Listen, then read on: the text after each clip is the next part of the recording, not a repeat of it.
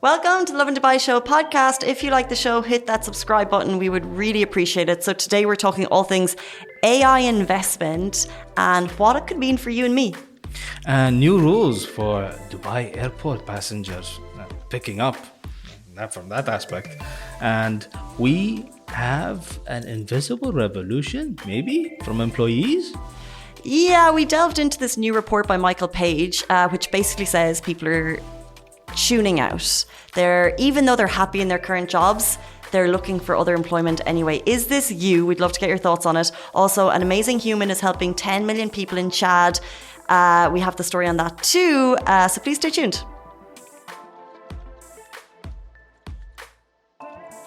Good morning, Dubai. Welcome back to the Lovin Dubai Show, where we go through all of the trending stories that everyone across the UAE is talking about. Our top story today, Dubai's major AI investment. And new rules for picking up passengers at DXB Terminal 1. People are amazing, awesome. We're talking about an Emirati who's helping 10 million people in Chad. And is there an employee invisible revolution? And do stay tuned because at 8:50 we're going to be live with vocalist Celine D.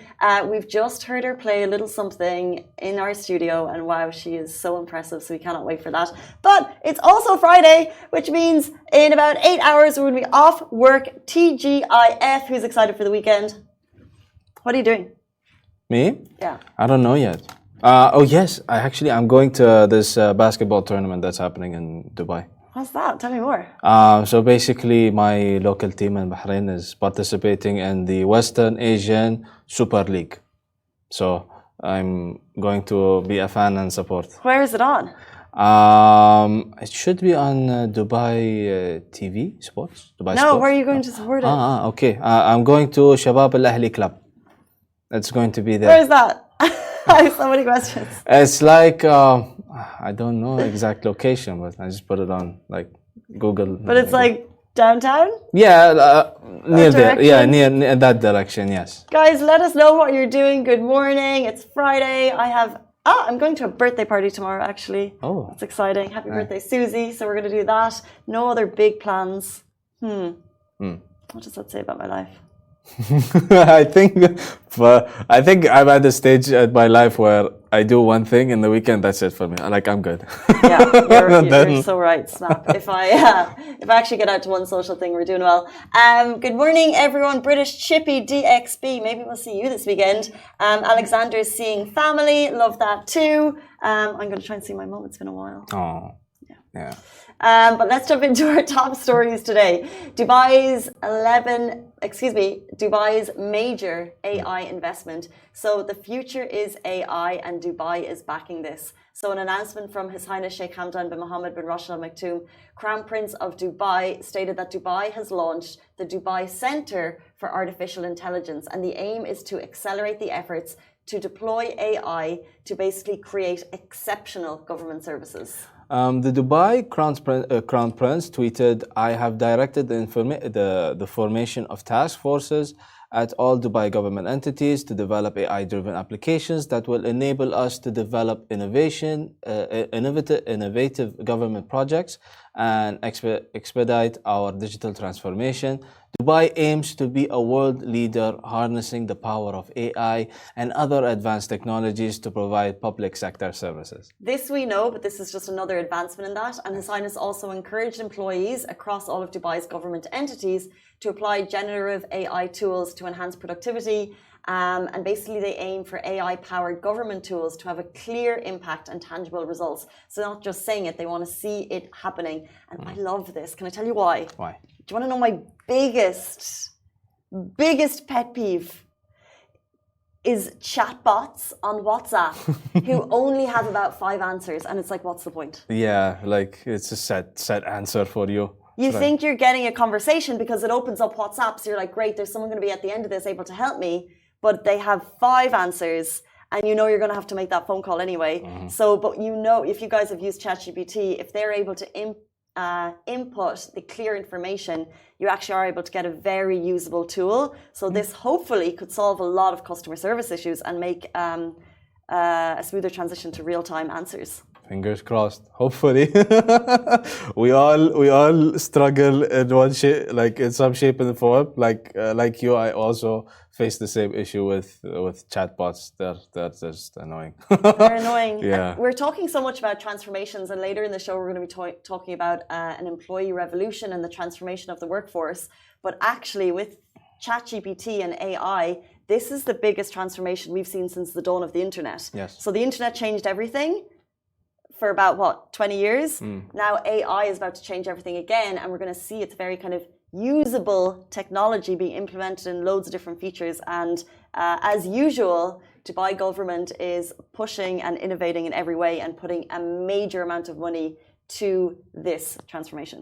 Because it makes everything so much simpler, quick, like faster, and it's easier for something like, for example, something that you would do for 30 minutes, it would take it to like a few minutes.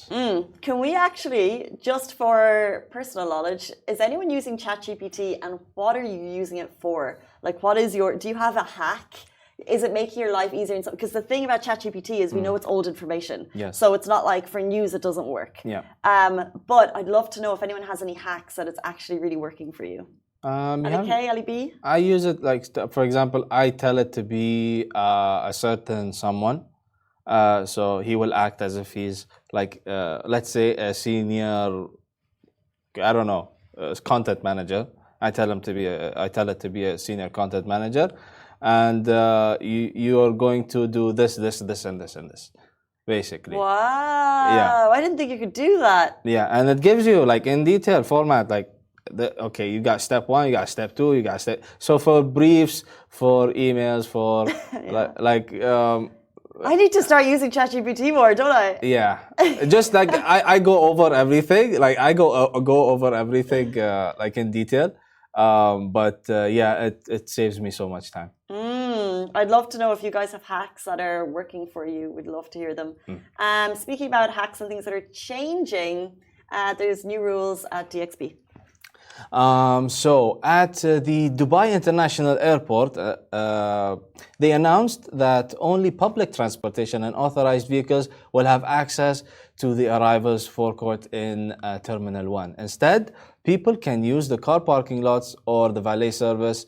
The purpose is to ease congestion. And it was announced yesterday, they said, we advise you to use the car parks or the valet service when receiving your guests. So what's happening is they're saying no more.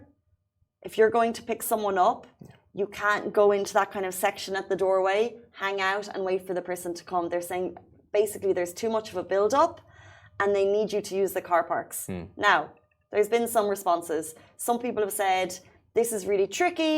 You need a fast pickup option if someone's already waiting outside. Why do I need to pay? If it's going to reduce congestion, fine, but you need a fast pickup option. However, it's really tricky to manage fast pickup in airports since timings are so variable. Yeah, I think like I usually go to Terminal 1 because I choose Gulf Air to fly back home to Bahrain, and also my family, when they come, they also choose the same airline. So basically, when they come to Terminal 1, it's usually packed on the arrival. There's a bit of traffic.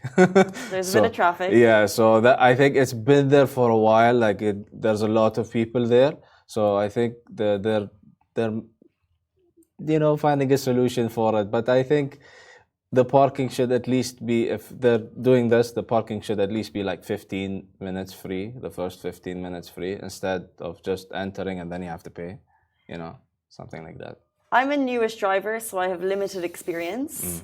But I know in Dublin Airport, it is a massive no-no to even think about getting your car near the front door. Really? It's taxis only. Yeah. And if you, there are people monitoring it, you can do a quick drop-off at departures maybe.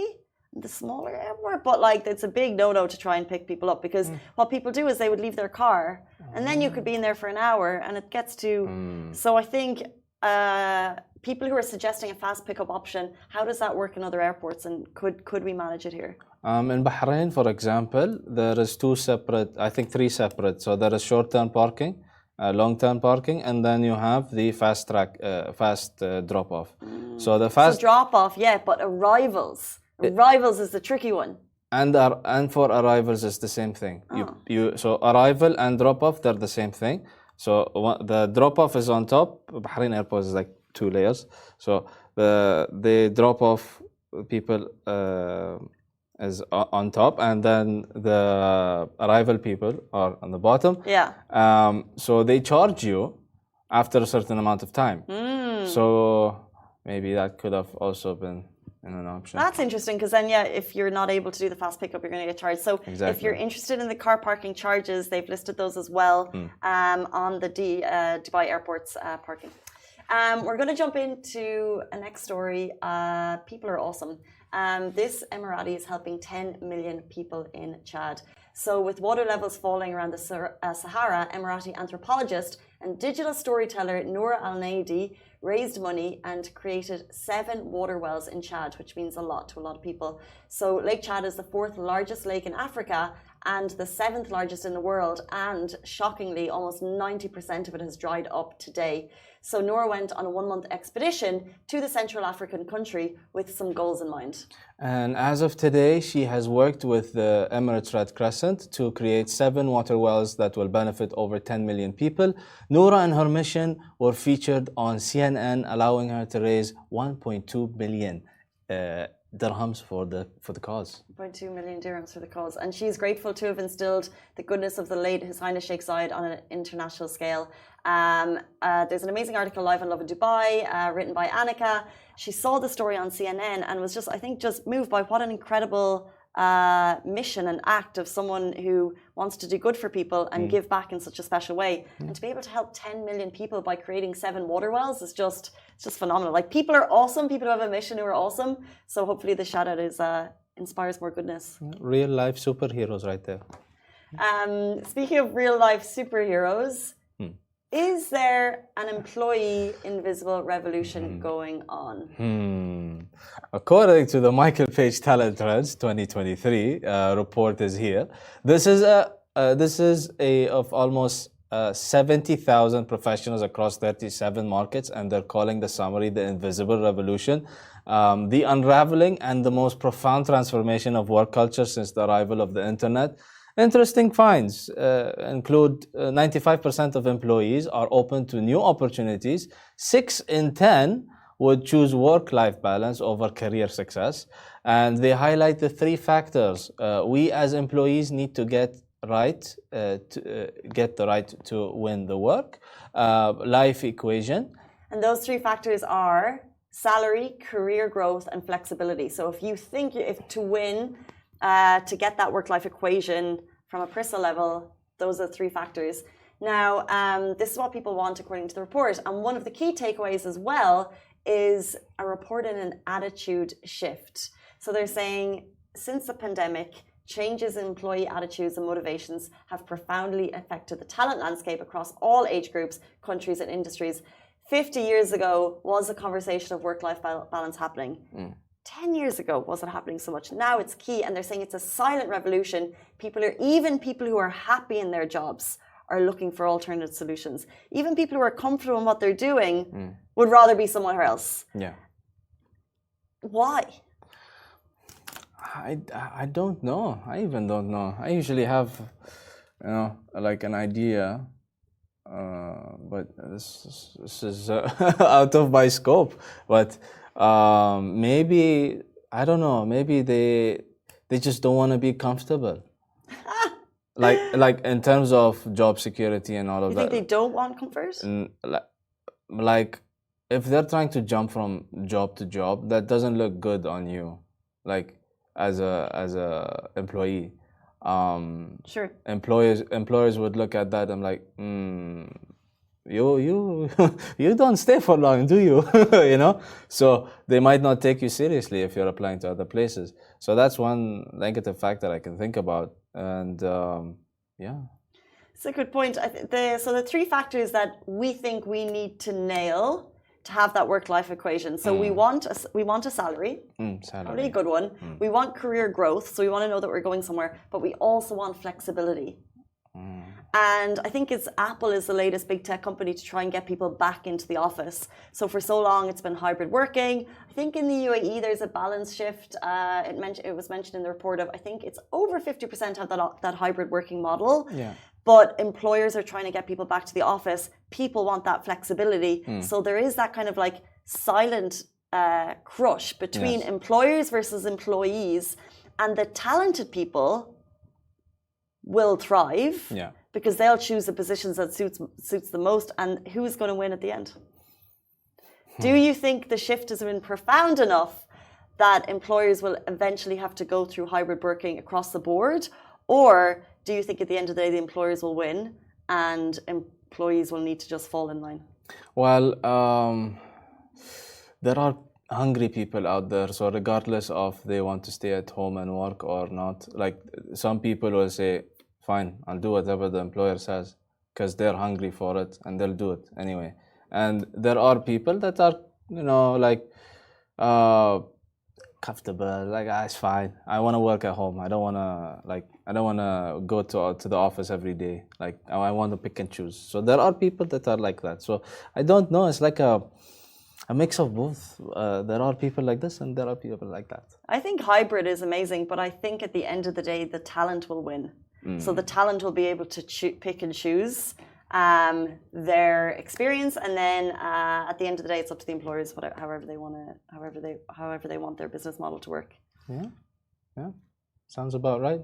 However, Michael Page is a recruitment HR specialist. This is a global report, but they also have one specifically towards the UAE. So the numbers that we mentioned are global. And we're going to have more on that on Lovin Dubai later today. So do stay tuned. Now it is 8:48 on a fabulous Friday morning. We're kicking off the weekend with an extreme talent. She's a vocalist, a singer, songwriter. Her name is Celine D. And she's going to come answer some questions and perform for you all right after this very short break.